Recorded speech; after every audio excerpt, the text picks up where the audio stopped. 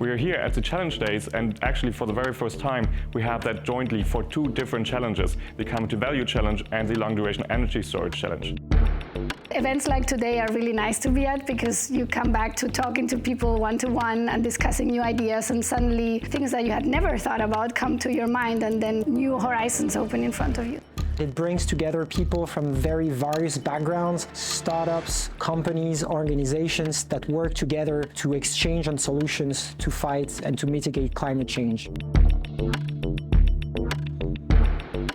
The format of the SPRIND Challenge is pretty unique, and I think it's a very innovative idea. Let the best ideas win. Bring on the good ideas, have a jury take a look at that in an unbiased way, and pick those who make the best impressions and have the best chances of success. These challenges just give us a tool to actually find out what technologies might provide the best solutions for the future without limiting ourselves too early, and therefore actually increasing our chances to find the solutions to tackle these issues. The IPCC is pretty clear about that. If you look at the latest predictions, we know that by 2050 at the latest, we will need negative emissions to stabilize the atmospheric CO2 content. Net zero no longer is sufficient.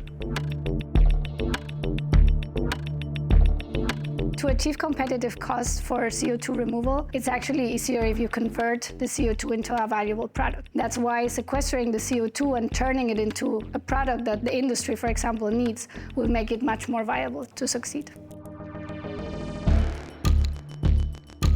In the end, it's always about the business case of the storage systems. And for this, costs need to go down, efficiencies need to increase, and we cannot only rely on gradually decreasing, but we need some big leaps and big innovations, and that's what SPRIND is for. Long-duration energy storage plays a major role in energy transition because it can unleash the full potential of renewable resources.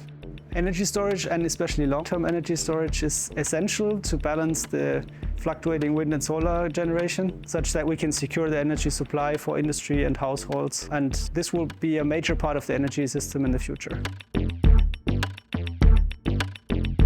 SPRIND has been a tool that has allowed us to really focus on the development of the technology without thinking about the hurdle that other funding opportunities have currently, because we don't need to think of the bureaucratic problems, and we just focus on going further with a big team to put the hands on the lab and on the experimental research. It's just a great network of people with a common goal, and it's really hard to achieve in the real world.